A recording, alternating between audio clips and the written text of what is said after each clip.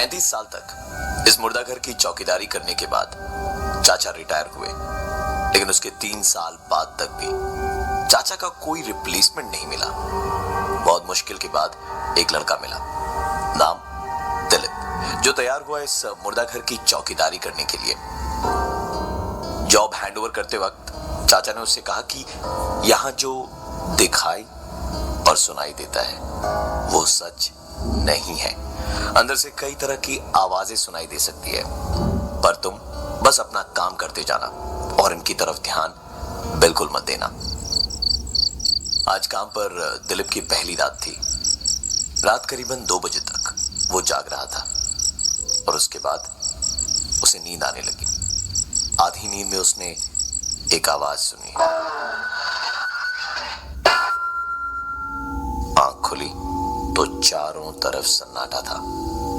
आधी नींद में उसने वो आवाज सुनी थी, इसलिए अपना वहम मानकर वो वापस सोने की कोशिश कर ही रहा था कि वो आवाज दोबारा उसने सुनी।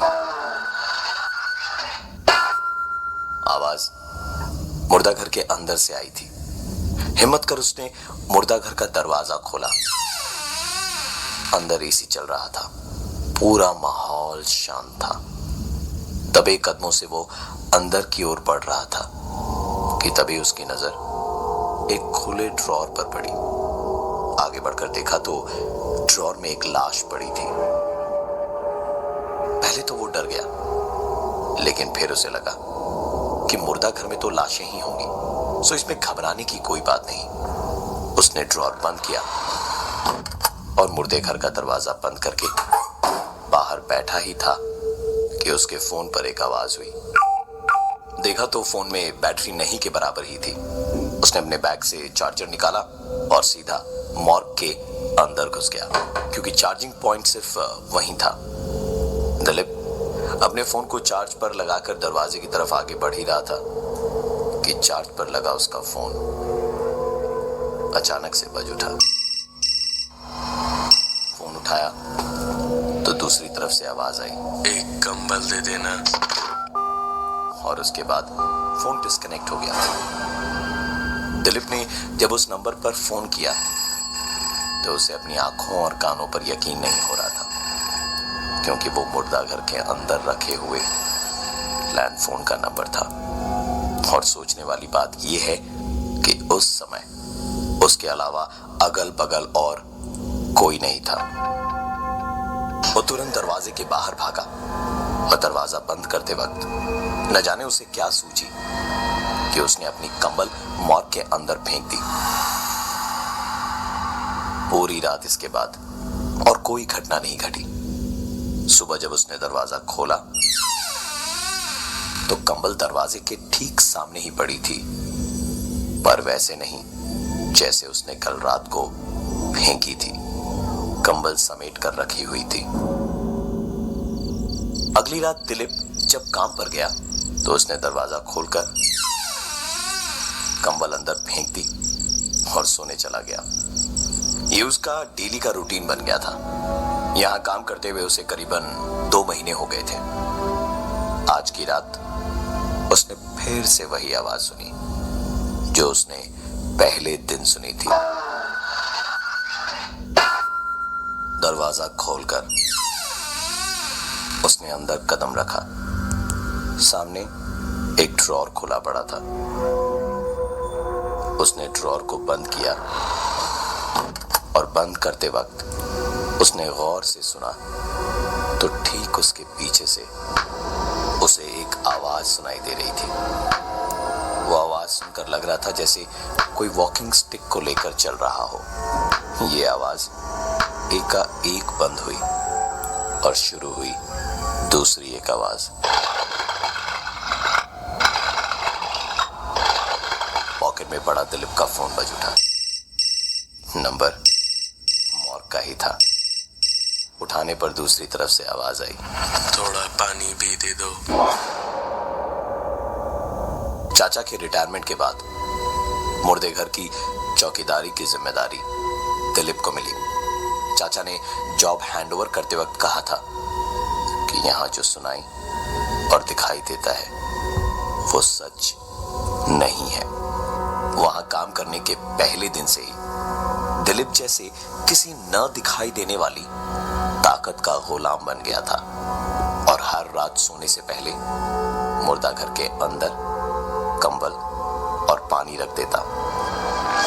सुबह दरवाजा खोलने पर पानी की बोतल आधी खाली मिलती और कंबल तह किया हुआ मिलता। यह सिलसिला करीबन 5-6 महीने तक ऐसे ही चलता रहा, लेकिन पिछले एक हफ्ते से कंबल और पानी की बोतल वैसे के वैसे मिलती जैसे रखी जाती थी। दिलीप को लगा कि अंदर जो कोई भी था अब वो वहां नहीं है, इसलिए एक दिन कंबल और पानी की बोतल रखे बिना ही वो सोने चला गया। सुबह आंख खुली तो देखा मोबाइल पर 15 मिस्ड कॉल्स पड़े थे उसके घर से। कॉल बैक किया तो बीवी ने रोते रोते बताया कि बच्चे की तबीयत कल रात से बहुत खराब है। दिलीप दौड़ा दौड़ा घर गया तो बच्चे की हालत वाकई में बहुत ज्यादा खराब थी। वो कमरे में अपने बेटे के बगल में बैठा ही था कि उसने किचन से आती हुई एक जानी पहचानी आवाज सुनी। दौड़कर किचन में गया तो समझ में आया कि यह आवाज सिलेंडर से आई थी। इससे पहले कि वो कुछ रिएक्ट कर पाता, पॉकेट में पड़ा उसका फोन बजने लगा। नंबर उसी मॉर्ग के लैंडलाइन का था। फोन उठाया तो आवाज आई, मैं यही हूँ। उसे समझ आ गया था कि दिलीप से गलती हुई है। वो दौड़ता हुआ मॉर्ग पहुंचा और पुराने रजिस्टर से उसके पहले यहां काम करने वाले चाचा का नंबर निकाला और उनको फोन लगाया। चाचा ने फोन उठाया और दिलीप की सारी बात सुनने के बाद बस इतना ही कहा, आता हूं। रात के करीबन 10:30 बजे थे। चाचा और दिलीप दोनों मॉर्ग के बाहर बैठे ही थे कि एक आवाज आई। दिलीप इस आवाज को सुन जैसे ही खड़ा हुआ, चाचा ने उसका हाथ पकड़कर उसे बैठने का इशारा किया। करीबन 15 मिनट बाद वो आवाज एक बार फिर से आई।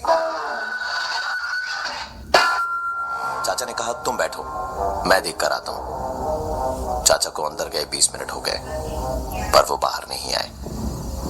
दिलीप डरा हुआ तो था, लेकिन फिर भी हिम्मत कर अंदर जाने को उठा और दरवाजे की तरफ बढ़ ही रहा था कि पीछे से किसी ने उसे खींचा।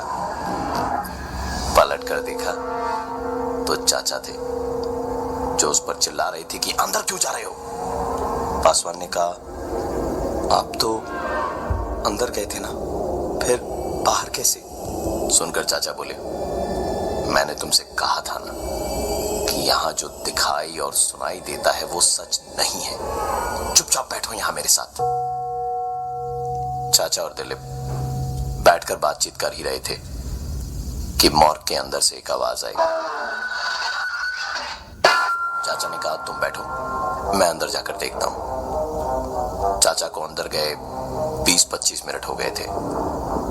दिलीप से अब रहा नहीं गया। वो हिम्मत करके अंदर चला गया कि जो भी होगा देखा जाएगा। अंदर गया तो एक ड्रॉर खुला पड़ा था। पास जाकर देखा तो उसमें चाचा की ही लाश थी, कंबल ओढ़े हुए। चाचा की लाश को देखते हुए दिलीप को सिर्फ एक ही बात याद आ रही थी कि यहाँ जो भी दिखाई और सुनाई देता है वो सच नहीं है, वो सब झूठ है। जो भी दिखाई दे सुनाई दे सब झूठ है। जो भी दिखाई दे सुनाई दे सब झूठ है। जो भी दिखाई दे सुनाई दे सब झूठ है। जो भी दिखाई दे सुनाई दे जो भी दिखाई दे सुनाई दे सब झूठ। जैसे जैसे दिलीप इस चीज पर यकीन कर रहा था कि जो भी उसे दिखाई दे रहा है वो सच नहीं है, वैसे वैसे वो लाश अपना रंग बदल रही थी। पीछे उसे एक आवाज सुनाई दे रही थी और सामने वो चाचा की नहीं, अपनी ही लाश को उस ड्रॉर में देख पा रहा था। और धीरे धीरे वो आवाज इतनी जोर पकड़ रही थी कि दिलीप उसे ठीक अपने कानों के पास सुन पा रहा था। दिलीप की लाश अगले दिन सुबह मॉर्ग में मिली। चाचा आज भी अपना रिप्लेसमेंट खोज रहे हैं। मैं हूं प्रवीण और ये थी आज की एक कहानी ऐसी भी वैकेंसी है, आप काम करना चाहेंगे?